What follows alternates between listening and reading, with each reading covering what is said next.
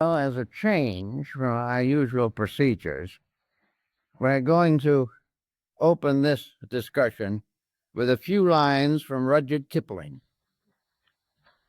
We had a teapot and let it leak. Not repairing made it worse. Now we've had no tea for a week, and the bottom's out of the universe. This is more or less the subject of our discussion. What's happened to the bottom of the universe? Always down through history, minorities have ruled. And today, probably 10% of mankind, maybe less, is administering the other 90%, very seldom having any direct contact with the needs and problems of that vast majority. Therefore, at this time, it is about the proper moment to remind everyone that the greatest of all the world's potential resources is the human being himself. We are the one important factor in the survival of our way of life. We are also, to a large degree, important for the survival of anything else on the earth, and perhaps for the earth itself. And yet this tremendous common sense majority has little or nothing to say about the courses and procedures of our civilization. We are completely controlled by a small group of professionals. Now, these professionals are not necessarily evil. They are not necessarily foolish, but they are not in direct contact with the world they serve. They have gradually isolated themselves in ivory towers of intellectual superiority and gaze down rather benignly, if at all, upon the world which they are supposed to regulate. They are simply incapable of the job. In the last 50 years, we've had the greatest advancements in science and education the world has ever known, and we're in the worst condition it has ever been in. It is because our entire attitude toward survival has very little basic contact with the essential humanity which it is supposed to guide, direct, and advance. There is a new humanism that is coming up, which it seems to me is well worth consideration, and that is the dignity, right, power, and authority of the folk. The folk is the great mass of people, and in its own natural environment and with reasonable consideration, this folk is nearly always right. There is some basic value there, which expresses itself through the simple and natural interests of average persons. The average individual wishes to be a good parent, a good citizen, and a good child. He wants to live in a happy environment. He does not really cherish animosities. He is not addicted to the desire to be killed in war, nor is he intentionally dedicated to an industrialism which gives him no opportunity to be a person. So all these situations mean together that the leaders are out of touch with their followings, and the followings, for the most part, have lost acceptances of their leaders. We do not want the condition to continue as it is. And yet, to not allow it to go on, we must search for new resources of solution. At the present moment, we are depending upon science to develop the nuclear resources of the world, but they have found no way of disposing of the nuclear waste which threatens to destroy us all. Thus, an attitude which permits this to occur that it exceeds or excels its capacity to dominate the consequences of its contacts and contributions is simply no longer suitable to leadership. There has to be changes. And these changes can only occur when the human being realizes his inalienable right to be human, and that he has within himself potentials that are far more real than any of the intellectual superstructure upon which he depends today. Man internally is part of the universe. He is part of the enormous diffusion of energies. He is as much part of the great plan as a star or a meteor or a comet. He is, if he can go within himself far enough, he can find the laws of his own survival. But he has refused to have the opportunity to have this researching within himself. The moment he arrives in this world, he comes under the influence of this strange leadership of infallible errors with which we have all been afflicted. He goes to school, but he is not taught to think. He is not taught to use his own resources. He is told to accept, to read the textbook and come to the same answer. If he does not come to that answer, he will not graduate. And if he will not graduate or does not graduate from school, then he cannot enter the institutions of higher learning. And if he doesn't enter those and become proficient in the beliefs that they hold and become a willing perpetuator of the status quo, if he will not do all these things, he is an outcast. He is then regarded as simply being a mediocre person wandering around in vagaries. This type of situation is getting to be a little too difficult. We are all sympathetic as we see these great monuments rise to human ingenuity. We realize how young people can become utterly fascinated with computers, how they can also become entranced with the possibility of making a trip someday to the moon. These things are tremendous inducements and are passed off constantly as indications of progress. But no one is paying any attention to the sewerage.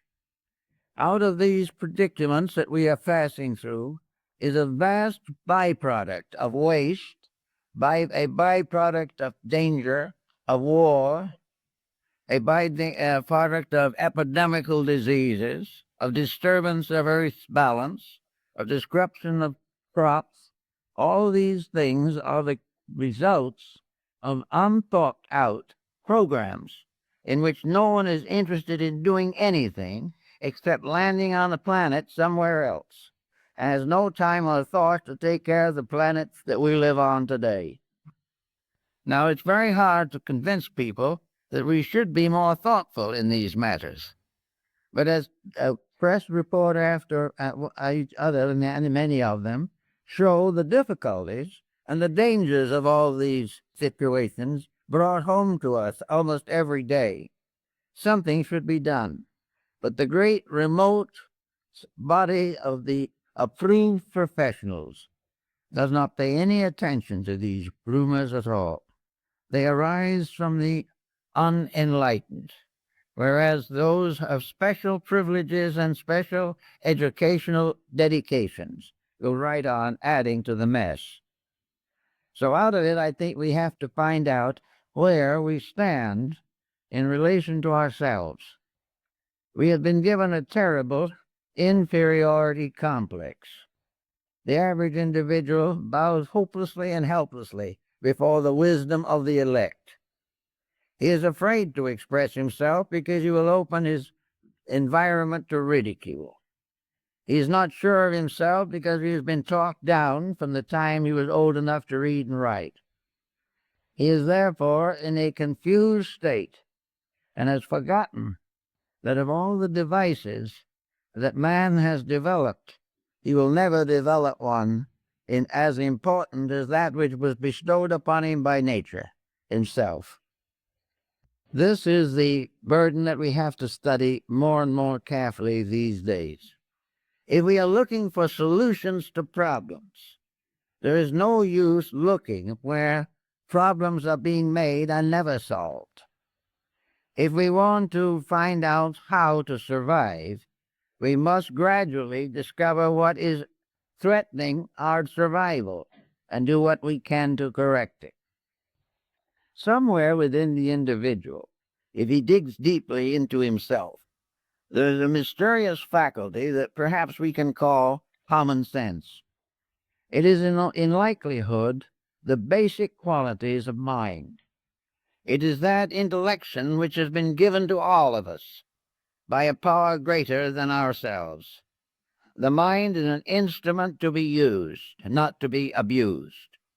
Its uses must always solve something. Its abuses must always tear down something. Now, the mind being a mysterious instrument which no one has been able to accurately define, and our higher professionals do not even attempt it, because to do so they would be forced to examine causes and factors they wish to ignore. But the mind remains as the one saving hope in this particular emergency.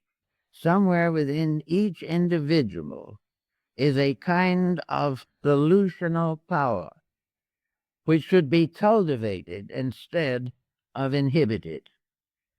The moment we find that a child has a mind to think with, we should help it to think with that mind.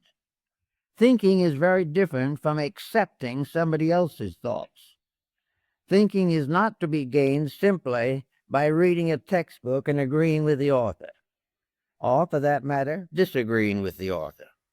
The real fact of the matter is that every effort today is made to prevent the actual active positive use of the mind. It is being cultured to become an instrument. We are trying to make the mind into a robot. We want to have a mind that will serve situations that are essentially false. We want a mind that will agree with the prevailing policy, even though that policy is going nowhere. Actually, therefore, each of us must become capable of using the mind with which we have been endowed by a light greater than our own. Actually, the tendency to break away from the conventional and the conservative is growing every day. We are more and more aware that we are the victims of something that is not right. We realize as we stand closer and closer to the possible wars of the worlds that have been well dramatized in motion pictures, we know something is wrong, or these conditions would not and could not exist. They do not exist because humanity as a group wants them, or that they serve humanity in any way. They have continued because small groups of ambitious persons want to play chess with the human destiny. They are not concerned with trying to solve problems. They are inclined only to consider the possibility of further advancements in some highly specialized structure of munitional warfare. They are interested only in digging in and finding more abstract theories which they can turn to the advantage of limited groups. Now, these minds have formed a partnership, or if they haven't formed it, it has occurred naturally, with other walks of life, which feed into this monopoly. These other walks of life, for example, one of them is the psychosis of wealth. They have tried to make every human being subservient to a colossal ignorance simply by offering a reward. They have taken the attitude that if we will follow the leadership of the self-appointed leaders, they will help to make us rich, will help to make us famous, and will help us to become dyspeptics or in one way or another destroy the body in which we live. Actually, we are told that if we think for ourselves, we will be poor. If we think as we are told to think by the elect, we may retire as vice presidents of some monopoly and have a grandfather's clock presented to us in recognition of 45 years of faithful service. My uncle got one of those clocks. But these years of faithful service, what did it do to him? It destroyed in him the entire structure of individual creativeness. He did what he was told. He went to office every day. He followed the rules exactly. He had a fair living and was able to support his family. And he passed out of this life at the end of 83 years without actually having thought anything through for himself. He had no idea of the kind of world he lived in, and for him, pleasure and success was to be able to take a ride in a sailboat. Now, this is what has been gradually happening. The sailboat has now become a yacht, a land yacht, and living has now gone into the multiple figures so that the elite can hardly get by on $1 million a year. But with all this money, what is being solved? Nothing. The individual in his wealth goes down to sickness and death, and the more money he has, the more extravagant his death will be. So we are in a bind, and those who are supposed to get us out of the bind are getting us further into it. So the problem arises that more and more there are rebellions, revolts, revolutions, in which individuals are tired of the way we are mistreated by those who are pretending to be our superiors. We are not referring now to political superiors. We are not referring to those who become dictators or to those ragged and rugged generals who lead bandits through the hinterland. We are referring more directly to the type of leadership which under one guise or another prevents us from growing out of the disasters which have been created for us. Now, they will almost always say, of course, that we made these disasters for ourselves. There was no reason why we couldn't have lived well in spite of the upper crust with its eternal problems. The answer to the thing is it doesn't work quite like that. The moment we fail to conform, we are penalized. It is not a case of where we are better off by trying to be ourselves. We are told, and it is proven to us, that if we break the pattern, if we do not follow the mistakes of the ages, we will be in tragic conditions now, and there will be no remedy. In other words, if we want to go out and beg for world peace, this is a kind of treason for which we will be penalized not only by the leaders, but by those whom they have indoctrinated right down to members of our own families. The whole situation is out of hand. But inside of us, there is still this humanity. There is a power inside of the person, which is the only possible solution to the problem. Each child coming into the world should regard it as an inalienable right that he has the privilege and the right and the inalienable need to become a person, to think, to use the faculties that he has gained fresh in other previous embodiments. Certainly he comes into the world capable of a contribution. But in order to make that contribution, he must now go through an elaborate process of having his individuality killed and being forced to recognize that individuality is dangerous to all of the material advantages which he hopes to gain from life. There was one comforting thought, however, and that is that these advantages that he is suffering so much to maintain are themselves failing, and by degrees every advantage is being wiped out by a corresponding disadvantage, which threatens the survival of the race. Back somewhere in the old days, we wonder sometimes how civilization started.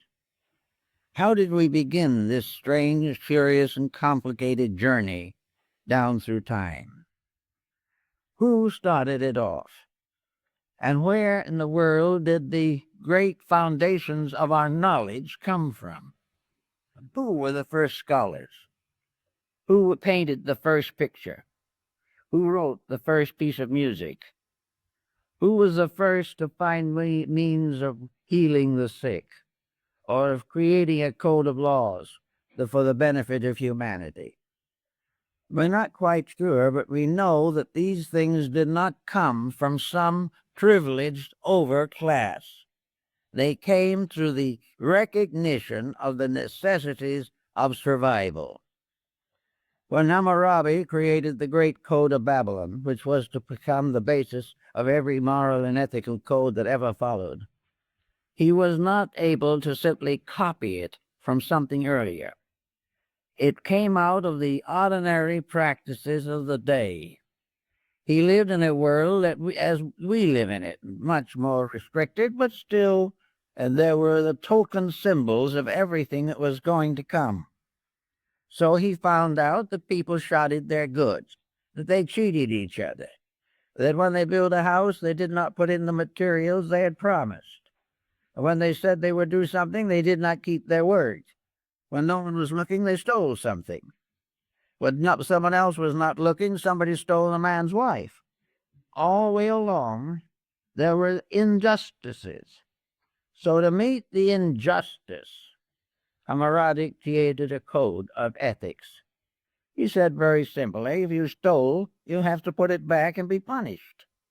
If the house doesn't stand up, the man who built it will be penalized, and if he does not make a good correction, we'll toss him in prison. Little by little, these common errors were smoked out, not because some one individual was greatly concerned in solving the problems, but because most people couldn't live with the problems until something was done about them. In the Spartan system, Lycurgus became a very prominent figure. He found that the Spartans were rich and powerful and given to luxury, that they were now plotting about as though they owned the earth, that their morals were getting worse as their prosperity grew greater. So he decided to put the whole thing back into its old pattern, the way it was. And he created a system so strict in Sparta that he cut crime down to virtually nothing. And it was very simple. When difficulties arose, they were looked over carefully, and whoever was blamed had the book thrown at him. Probably a rock at that time. And he was punished properly. He couldn't hire a lawyer to get out of it. He couldn't talk himself out of it. He had to face the consequence of his own actions. And also, Lycurgus made self-discipline and the curtailment of luxuries the basis of national strength. Now, we don't particularly want to follow his example, but it doesn't seem that luxury today is improving as much. In fact, we are now suffering from all the ailments that Lycurgus decided he was going to cure. And for 500 years, he did cure them. And after he was gone, the process was continued, and for a long time, Sparta was more or less a well-disciplined, orderly, low-crime country. But, of course, that was long ago. We are supposed to forget these things and not to realize how our forebears solved problems. The great intellectuals tell us, oh, don't worry about the past. We've outgrown all those homely laws. They'll look to the future. And now people are beginning to look toward the future. They don't like what they see because the future doesn't look very attractive. If, however, we realize that back in those days, when the tribal chieftain made the rules, when some oracle spoke the decisions of fate, and where all the legislators bowed before the altars of their gods and depended upon divine support for the perpetuation of their priestly and princely activities. Things were quite a bit different. They were never perfect, but there were things that were happening all the way along that could have helped. In the midst of all of this, we also had the Mosaic Code. Now, Moses was not a graduate with a Phi Beta Kappa Chi. Moses was a wandering shepherd. Jesus never went to the university, but his rules, laws, and principles were greater, more noble, and more enduring than all of the accumulated intellectualism of the last 2,000 years. And out of it all has come a tremendous moral influence on mankind. Between Moses and Jesus, the foundations of the morality of the West were established. Both of these were simple persons, comparatively unknown in their own time, not leaders of any particular branch, but persons who had discovered the power of the individual to be right, and what that power could do in the long run of human destiny. So we have these codes, but as they interfere with our present programs of progress, we have a tendency to deny them. It is easy for the intellectual to refer to the mythologies of religion. It is very possible for the physicists to assume that the idea of God is an escape mechanism of the unintelligent. But at the same time, this escape mechanism was an escape, and the situation we're setting up doesn't seem to have an escape. We do not find the answers. We do not find something better to take the place of that which has been gradually run down by sophistry. We are not solving these problems. There are trends, however, showing up, and I think perhaps our international situation is going to contribute somewhat to them, in which the facts are becoming undeniable, and where we are no longer going to listen to the type of thing that we have been hearing for so long. We are not going to allow education to simply prepare us to be animated robots, that we are not going to fall into the old patterns and stay there forever. Even 50 years ago, we had mental freedoms that we do not have today, and our debts were much slower than they are now. The efforts to pass on a sophisticated theory of life has dismally failed. It was discovered, this fact was clearly proven in the recent effort of the People's Republic of China to make the great leap into futurity. They made the leap and fell flat on their faces. It was a complete, dismal failure. They had decided to cut off forever all relations to the past. They were not going to listen to the sages of old anymore. They were going to become completely emancipated. They were going to live only for the future, under the dictate of a small group of politicians. The thing was so tragic that it will probably never be repeated again, because no one will have the nerve to go through it. And so, in the end of the great leap into future, Confucius returned and became one of the most powerful forces in the development of modern Chinese communist policy. The same happened in the Tibetan misery. The Chinese themselves are now apologizing for it. All of these great moves, these tremendous upsurges of power, this determination to conquer somebody or destroy them, this willingness to sacrifice men, women, and children for the advancement of some kind of political theory. This type of life is not productive of anything except distress. Now, we're not in the moment likely to have a grand emancipation from all this, but we can and do sense the need for an approach that is more basically sound. If, as individuals, enough of us can live this better approach, it will certainly affect the survival of the whole race. Because if a small group can get the firm establishment of realities, they can create a tremendous influence. Because these realities are what everybody hopes for, everybody longs for, and everybody believes in, even if they have been told not to believe.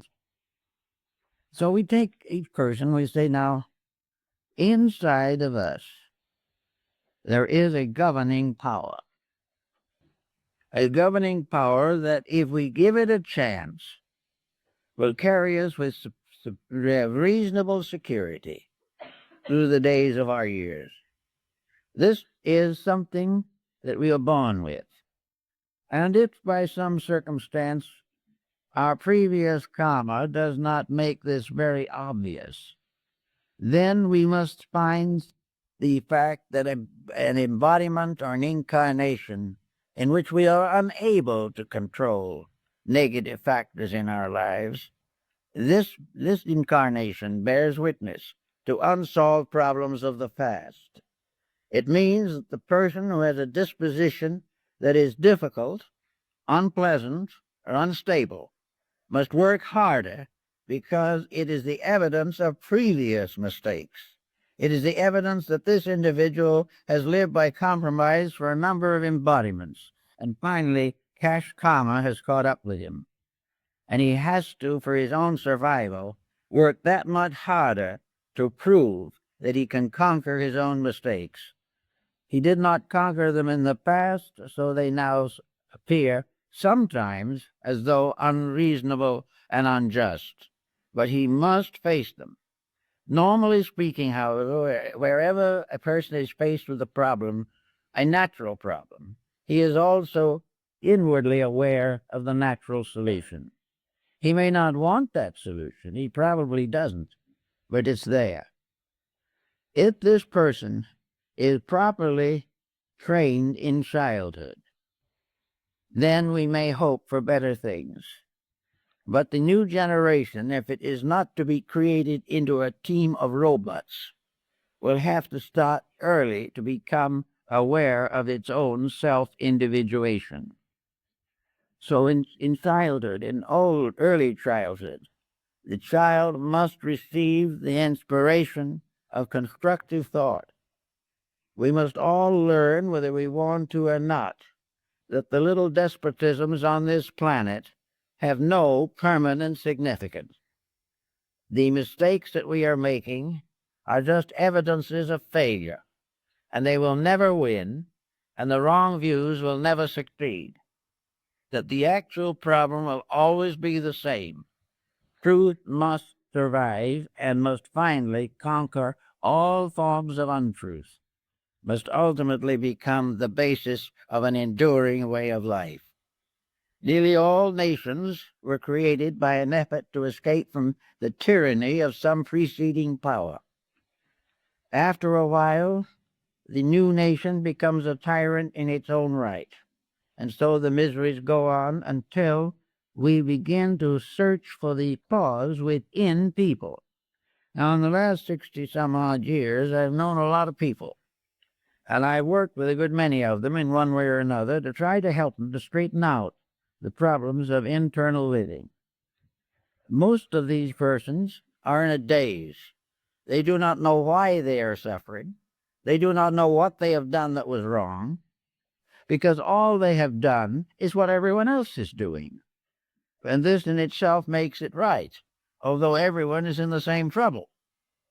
People do not like to realize that when they live badly, simply because others do, they must sometime face the sorrows that those others must likewise face.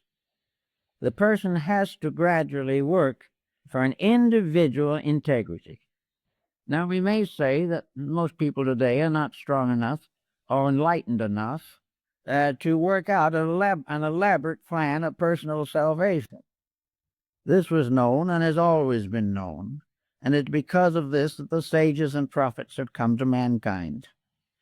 The most important thing for the individual, whether he be an electronic physicist, whether he be an astronaut in space, or whether he be down on earth building a house or working in a store. Each individual must realize that regardless of anything, nature's rules will not be broken. And the most important of these rules that we can recognize today are the Ten Commandments. That there is no way of breaking them successfully. That no scientist has ever been able to create something to take their place. He can ignore them, he can deny them, he can write violently against them, and yet they operate and he fails. Therefore, we have these commandments, which have more or less come down to us as family truisms. They're available to everyone. And so are the teachings of Christ, the teachings of Buddha, the teachings of Pythagoras or Plato, of Lao Tzu. All of these teachings are basic. There is not one of them that came from an academic source. They all came from a dedication of an individual internally enlightened to the service of his fellow men in trouble. Therefore, there is no evidence that great scientific achievements will ever take the place of the Ten Commandments, or can deny them, or can create a civilization that can endure without them. Yet today, to most part, religion, which has become associated with these problems, has difficulty in surviving the pressure of science. The only way in which it has been accomplished at all is that religion itself has highly modified its own beliefs and goes very lightly under the subjects of the Ten Commandments, allowing more and more freedom of the individual and the greater hope of vicarious attainment, that the individual will ultimately be saved, not because of his virtues, but because of his memberships. As long as this continues, we're not going to have much progress in that field, but the great intellectual group is well satisfied. Now, with the problem of trying to find out what to do, we find people, I've found them with very strange complexes as to what to do. One will tell you, yes, I do believe in the Ten Commandments. I believe in the Sermon on the Mount. I believe in the teachings of these great people. And I like to live them.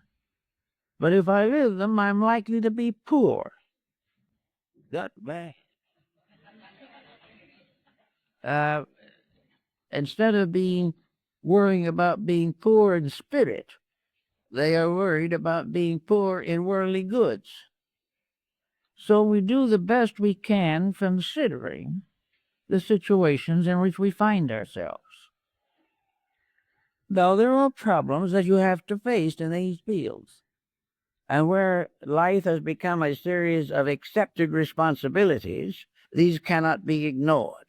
But there can be a series of improvements over long periods of time that can not only influence the person, but his descendants and those in the community in which he lives. The problem of the person not being able to keep all of the commandments does not justify him in trying to break all of them. He has the right to improve what he can and the best he can. He can have the right to prove that he is conscious of the needs of the society to which he belongs. He can prove that he recognizes the importance of quiet living, that he does not consciously or intentionally break the rules simply to gain luxuries that he does not need, and which in likelihood will turn against him. And nature, in working with luxury, has a lot of tricks up its sleeve. And the luxurious individual, with more money than he knows what to do with, and very little thought about how to do anything, this individual with more money is in a condition to destroy himself more quickly and more effectively than if he had less means. Money can become the basis of the complete degeneration of character. It can afford all the dissipations which are no good for it. It can overlook all the natural social responsibilities which people of less means share. So wealth becomes a punishment unless those who possess it are able definitely and completely to dedicate it to the common good of all mankind. Anything else is going to simply make life difficult for themselves. So wealth is not a reward for wisdom. It is usually a reward for selfishness. And nature does not agree to this. So in one way or another, it is forever penalizing those who break the rules. Another type of thing that we could use, perhaps with advantage, is the idea of living in honor with family. Honor the father and the mother. This is, of course, practically ceased in a highly intellectual civilization. No one has time to honor anything. Only time enough to remove all possible obligations and responsibilities and live as free as they can. Therefore, family, for lack of that, for lack of the little horseshoe nail, the nation was lost.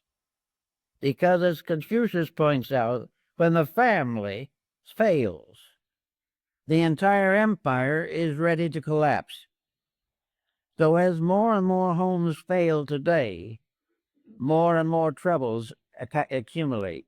Juvenile delinquency, crimes of all kinds, vicious misuse of funds, all these things, unreasonable fees for various services, all represent the failure of ethics to control.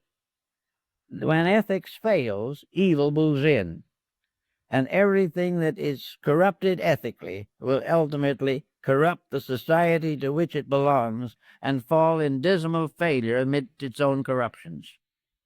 So the old rules were tested by the trial of ages. They were not brought down by some small group of superior persons. They were part of the human experience. Now we have built ourselves now one of the most intimate human experience situations that it is possible to imagine. It is becoming obvious that human experience is telling us that we're in serious difficulties. Now, this does not mean that every individual is going to be destroyed by the common troubles of his day. The scripture also tells us that no thousands can fall on the right hand and thousands on the left hand. The just man shall not be moved. If we are right, we are protected by the one armament that will hold, rightness. If we are right, we will achieve what is necessary, and we will arrange or set the foundation upon which our future embodiments will function. Now, if we could hope, as the materialist does hope, with very little scientific proof to support him, that when this world ends as far as we are concerned, when we come to the end of this small span of life, that we shall cease to exist forever, that no one will ever know or care what we did, and we will never know what happens to the world we leave behind, because there won't be any more of us. This is comforting to the individual who believes that in this way a bad conscience can be absorbed into oblivion. But we aren't sure of this. In fact, it is becoming more and more reasonable to assume that the human being is a reincarnating creature, that he has lived before, and in living before made some progress and some mistakes, and he will live again to make some more progress and correct a few mistakes. The whole situation, therefore, rests upon a different foundation. The individual is never going to escape the weaknesses of his own nature except by correcting them. Now, the philosophical insights do not warn the person that a terrible perdition awaits him. He is not going down to some horrible inferno to be tortured to death forever, while glorious Christians on a bridge of love wish him luck. The situation is not this at all.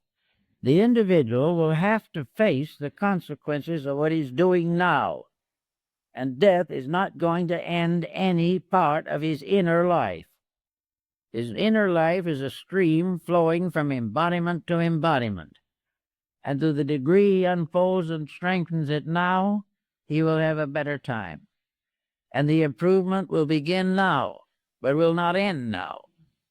And the achievements that we make in the terms of dedication and integrity will be with us forever, because we have lived better. And because we have lived better, and because we are better people, their better world will slowly emerge from this confusion. A world which depends for its survival not upon scientific juggling of natural laws, but upon the integrities of people coming into birth with a firm resolution to get along with each other. Every form of intemperance, of intolerance, must be corrected in the individual. Now, if we suppose that with some terrible catastrophe, a large part of humanity should be wiped out, well, the real answer to that is that nothing is wiped out. That the individuals who apparently leave here will be somewhere and will be back in due time. And they will live then according to what they did to cause the trouble or what they sacrificed in the hope of curing the trouble. The individual's integrity is his only security. It is the only thing that can surpass in strength and significance the small laws of security which we have in this world. So I like to think that in the new idea of humanism that we will have one humanity functioning forever, or at least for all available reportable time. Nothing is forever except foreverness itself.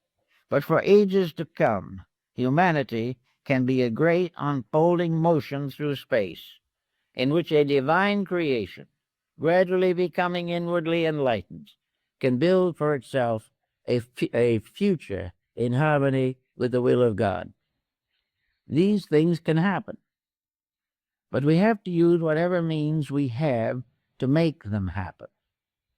We know, for instance, that most people have a tendency to be good-natured, and that the majority of them assassinate this tendency every day.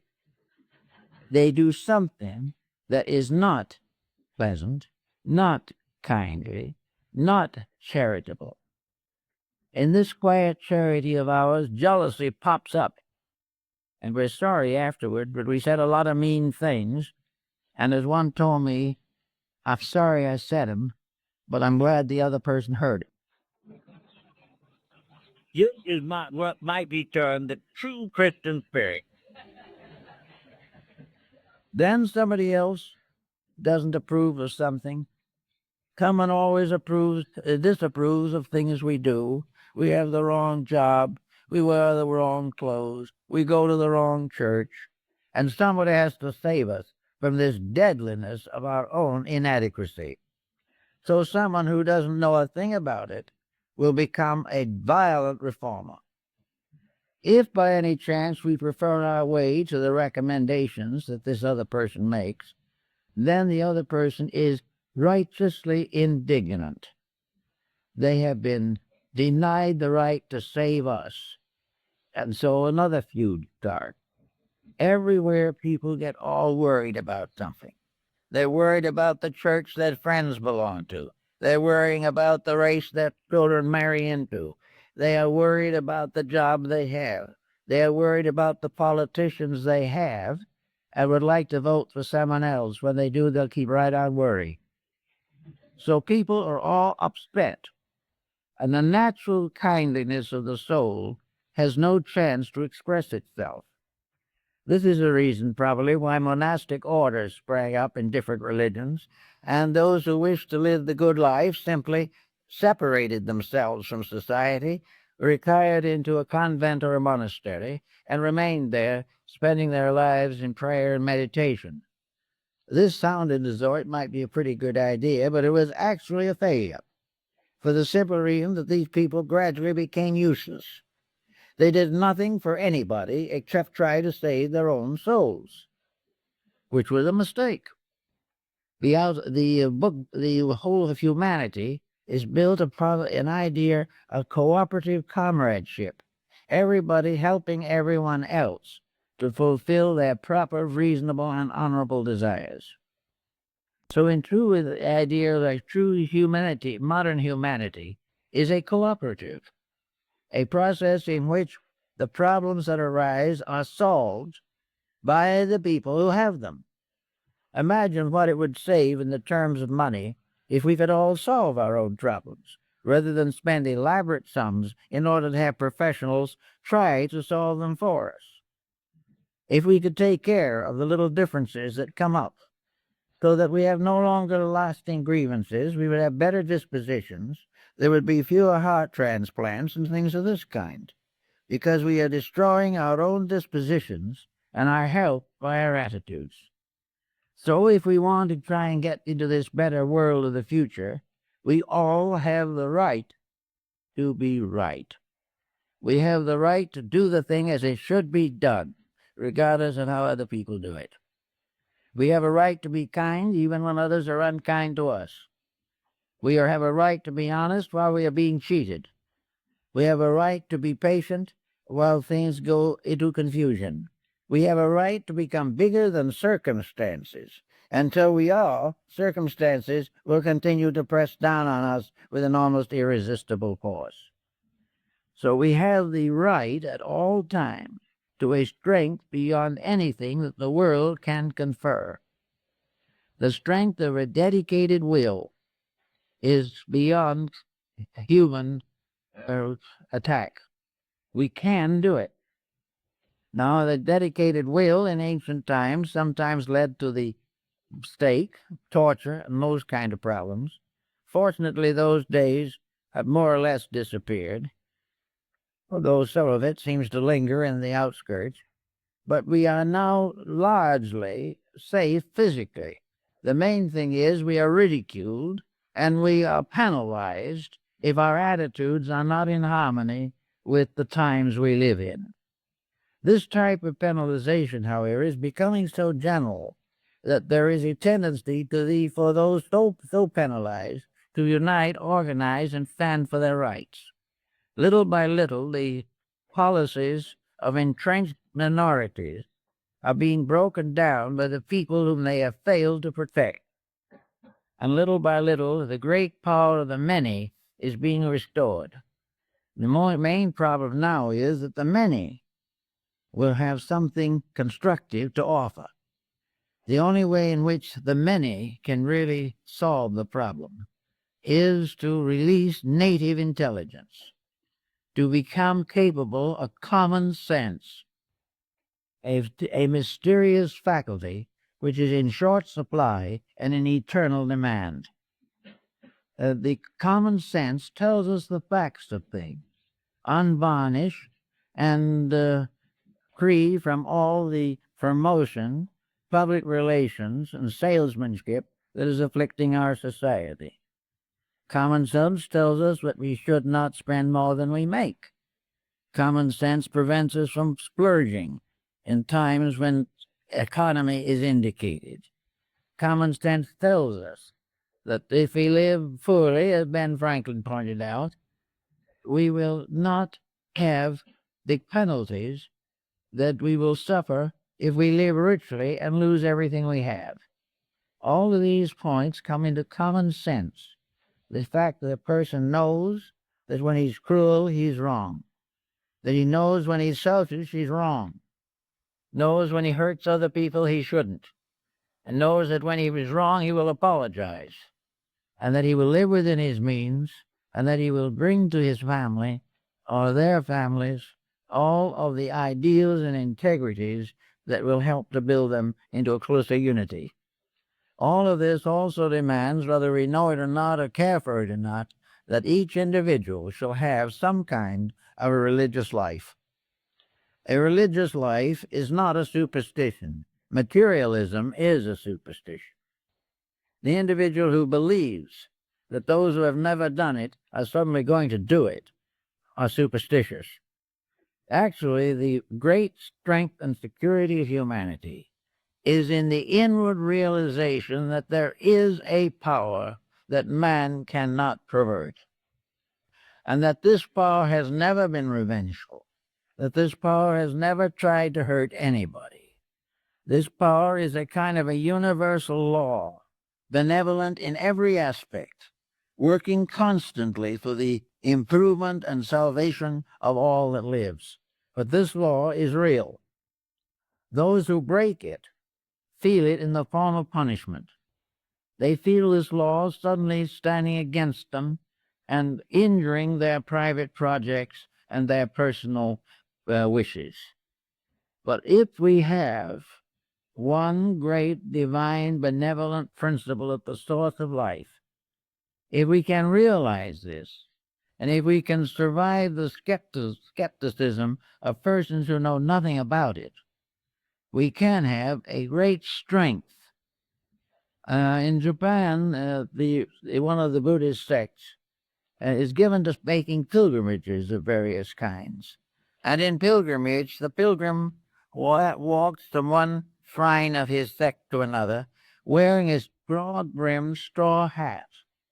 And on the straw hat is a monogram, which says that he is never walking alone, that he is making this journey with another, and that other is Buddha.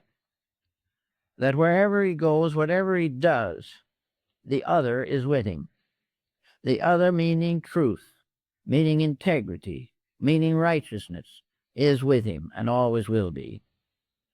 This lack of isolation seems to be very important in some religions and in many Christian sects. The idea that truth is not distant, that the love of God is not something saved there far off in space for the members of one denomination, but that always in everything we do, deity is present because it is the root of ourselves. No one can be alive without deity being there. And when life here ceases, deity goes on with the deceased into another dimension of life. So always having with us the power of infinite good and the power of infinite love, we should be able to do a little better in meeting the daily problems which may cause irritation or dissension. All we have to do is keep the rules. We have to keep the ethics, keep the integrities. We have to be kind. We have to represent our understanding of compassion. We have to be slow to criticize the acts of others because of the mysterious limitations within ourselves. But little by little, we can gradually get to a point where some of the common mistakes that are not only making us trouble, but through us, the whole world, we can escape from this net of our own compromises, that we do not have to compromise. We can do it right in the first place if we really want to. Now, people who do not understand these things do not really want to change. I know people whose great joy in life is nagging someone. Nothing else seems to really supply them. But if you took those persons and analyzed them, you would find there's something wrong inside. And here psychology comes into the situation, but mostly in a half-baked manner. The individual who doesn't like anyone goes to an analyst to find out why, and he gets a definition which is probably essentially true. That he is that way because of incidents in his own previous life, which he have been submerged, and which are now fighting their way to the surface at the expense of his present disposition. This is probably reasonably true, but what do we get as a real solution for this? How is this individual suddenly not going to do it? The idea is that if he finds out the cause, he will correct it himself. This is optimism. He generally doesn't do anything of the kind. He finally has an excuse for his present condition, and he works it for all it's worth. This I've seen happen many, many times. But theoretically, a person with problems has to face problems. Sometimes he discovers his memory is a very useful thing. One of the things we are warned about by materialists is that we shouldn't trust memory unless it has been schooled at Harvard. But at the same time, if we do trust memory, we're going to miss a number of things. We can remember back to the situations of early life that could very well have caused the difficulties that we have. And these difficulties will keep right on bothering us. And we will say it's not my fault at all. It was my uncle who was to blame. He's the one who caused it all. Or it was my family breakup that set me onto the wrong path. But realizing this, the individual can stop and begin to use an alchemistical transmutation of his own remembrances. And if he can clean the mysterious stables of his own memories, he can do a great deal to improve his present disposition. No matter what happened to him anywhere along the line, he can get over it, if he really wants to. So he can say to himself, yes, this was my cause of trouble. Now, what is it that happened at that time that in the divine plan of things had to happen to me? Why did I have to go through that? Why does the neighbor have children that are happy and they're living together in comparative tranquility, and my family went on the rocks? Why did this happen? Well, there are all kinds of answers, but the substance of the matter is, as we look at it today, that the condition that has been caused is wrong, and that this condition has been allowed to control life and make trouble for the individual maybe for 60 or 70 years. He's never got over his grievance. He was here to get over the grievance, and philosophy, religion, science should teach him that there is a grievance to be recovered from, and that it is only his own integrity that will do it. And when it comes to leaning on science for this type of recovery, it can only go so far. It can help to clarify the problem, but no individual can solve it without the use of his own willpower, common sense, and integrity. So we have all these problems that are here to make us learn. We are here to realize that this schooling we're going through is an educational process. Life in this world is not a vacation. It is a period of schooling.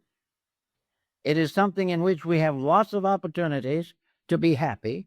We can occasionally take a nice ripe apple to the teacher if we want to.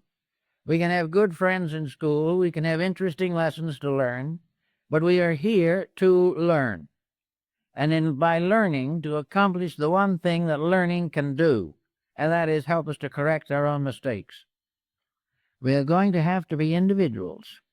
We're going to have to be elements in a new type of humanistic society, one in which each individual assumes the responsibility for his own conduct, and will keep on assuming that responsibility until his life is devoid of any of the intemperances that cause him to be in trouble. The alcoholic, the drug addict, all of these types of people have simply flunked at examination. They have had an opportunity to do something with their life, and some disappointment, some disillusionment destroyed it. I know one case in which a family was ruined for an entire generation because one of their children didn't do what the parents wanted. Well, what the child wanted to do was not essentially wrong. He simply wished to have an opportunity to think for himself, and the family decided that if he did not think their way, he was a heretic. So they consequently took him, threw him out of the house, and that man did not see his parents for 30 years, simply because he did not want to think their way. And what he wanted to think was not in any way wrong. It was simply the right to live his own life as constructively as possible, whereas the parental viewpoint was that he could never live a constructive life without complete obedience to the instruction of his ancestors. All of these problems come back time and time again. And as they all go along one way or another, they cause a certain obscuration that is rather important at a time when the whole world is in trouble, where no one seems to be quite certain what should happen next. Why is it not possible for the private citizen to at least gain certain securities from world conditions. If we really understand life, we can learn from this situation. We can gain new strength for proper integrities. If we have been a little intolerant in our religion, we can look around and see today what happens with intolerance in religion, what it is doing to millions of people who are murdering each other in the name of divine love. If we want to know what's wrong with our economic system, we can find out. We can see how a complete addiction to the profit concept with no consideration for values or for moralities or ethics, that money being the only suitable reward for anything, we are all moving inevitably towards bankruptcy.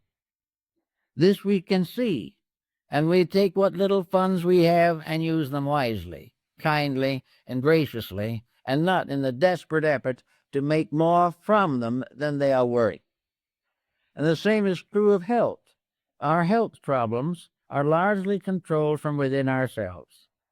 Most ailments begin through a corruption of natural law. Something goes amiss, we do nothing about it. We keep on breaking the rules until finally the body gives up in despair. A good disposition is invaluable to the health of the body. The nagger, the critic, the individual constantly on the ragged edge of unhappiness or antagonism, was bound to suffer physically as a result. In many cases, the mental breakdowns of advancing years are simply due to the fact that the individual never used his mind properly when he had it in full supply. Everything has to work out. We have to get the things that are needed, and we have to do them. So our courts of law are buried in cases, most of which are in one way or another a monument to ulterior motives. Hospitals are bulging with patients who are paying exorbitant fees for failure to have used common sense in the first place. All our industries are in trouble. Competition is destroying one corporation after another, and the great struggle to control goes on, and the great leaders of our lives, the great educators, do nothing about it. They keep right on in the laboratory, trying to decide what is smaller than a gnat on a gnat's back. We are told that if we can merely get into communication with the Milky Way, it's going to be pretty big stuff. But actually, in the meantime, the Earth is neglected. We are gradually failing in most scientific projects to recognize the importance of sewerage. We have to have some way to get rid of what we don't want. Now, when it's mental and emotional sewerage, we have trouble with it in ourselves. It causes all kinds of stoppages and all kinds of ailments, and the individual's digestion, ruined by his disposition, continues to damage his health. While we're building the great skyscrapers and we are building the great neutron machineries, we are forgetting what to do with the nuclear waste. No one is even thinking of stopping doing it. We're polluting everything in sight. We don't know where to go next. We are liable to fill the ocean up one of these days. Then we put it in tin cans and put it in the bottom of the ocean, knowing that in a certain number of years the tin cans will disintegrate and they'll all come out. And they call the people who think these things this way pretty big people, really great minds. And we honor them and build statues for them on the campuses. These people just do not function right. And we've got to overcome this before we can really function correctly. Now, we're going to leave the world, not in the not too distant future, most of us, and it's not going to be all just up to us to live in the new world that's to come. We may come back to it. But the main problem is to try to make a reasonable improvement of ourselves, so that we will not waste the 80 years, or whatever it is, that have been allotted to us in this world. The only successful delusion is that we will leave this world a little wiser and a little better than when we came in. If this achievement is not there, then the real purpose and embodiment has not been achieved. We've got to try constantly to leave this world better ourselves and leave behind us a better world than the one we came into. Now, this is against political ambition. It is against all this great power play that we are living with. And we look around us. How about the simple process of taking some of this vast amount of money that we are spending in all kinds of weird projects and seeing if we can't, instead of putting a man on Mars, make life safe for a man on Earth? Why can't we begin to use our research facilities to clean up our own dirt? Why should we spend all our time wandering about in space where we're having nothing but trouble here? This is something we all have to work on, but it calls for common sense. And it has always been the same. After a certain period of the misapplication of authority, the people rise to solve their own problem. And today there are more and more who are concerned with these problems and who are determined to do something about them. The whole purpose, apparently, of human existence is to make this world safe for humanity. The great science of humanism is the science of how it's done. How can we make sure that poverty, crime, unemployment, and corruption of basic elements and materials, the exploitations of natural resources, how can we be sure that these mistakes are corrected? What kind of a level of intelligence do we have to establish to make sure that life here is saved from the corruptions of selfishness, superstition, and fear? If we do not accomplish this, science has not done too much for us. But if science can now turn and devote itself to the explanation of the reason for humanity, the aims for which we were intended, the plan to which we belong, and will give us a working schedule of self-improvement and cooperation and integrity, and gradually weed out dishonesty, we will all have a much better chance to live. And this is the problem. There is a lot of potential genius in the human being. Most of this is now killed out. The individual is not permitted to become the great scholar, the great philosopher, or the really great scientist, as was the case in ancient times. He is not permitted to be a great artist. He can only think now of painting something that someone will buy. And because of the low level of the customers, his art is becoming more and more deteriorated, and so is his music. All of these things show the decline of value. And at the seat of it all is a great educational institution, with the primary purpose of which should be to perpetuate values, to make them real, to give the individual a trustful board of achievements and plans and programs and projects by means of which each individual in his own way will have the opportunity to live his life constructively and in conformity with natural law. Until these things are achieved, until this is accomplished, we're just going to have trouble. But this new system is arising. Everywhere on earth, people are becoming more and more conscious that the first problem that must be solved is humanity. And that when that is solved and we are all safe and sound, then we can speculate. But until that has been achieved, the attention being directed to other things almost exclusively is dangerous. We have to solve the human problem first. And the only way we can do it is to bring it into harmony with natural law. For nature knows how we should solve it and always has. When we departed from natural law, we got into trouble. When we can go back again and find out where the mistakes were and get the ship of state back on the proper course of life, we will find that things will work out reasonably well. Well, that's it.